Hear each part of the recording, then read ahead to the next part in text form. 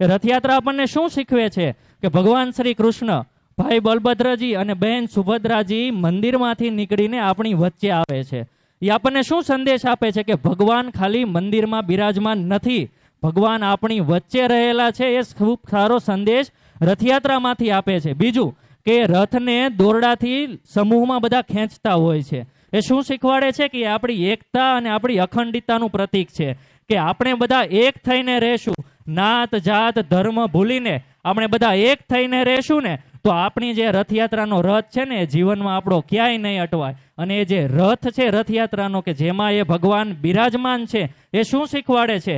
રથ એટલે આપણું જીવન, કે આપણા જીવનની અંદર પણ જો ભગવાન જે રીતે બિરાજમાન છે એવા આપણા રથની અંદર પણ બિરાજમાન કરશું તો આપણો જીવન રથ છે ને એ જીવનમાં ક્યાંય નહીં ઊભો રહે. અને રથયાત્રાના રથની માફક સૌ આપણને નતમસ્તક થશે ને સૌ પ્રેમભરી નજરે આપણને જોશે. આવો ટૂંકો અને ખૂબ સારો સંદેશ આ રથયાત્રા આપણને આપે છે.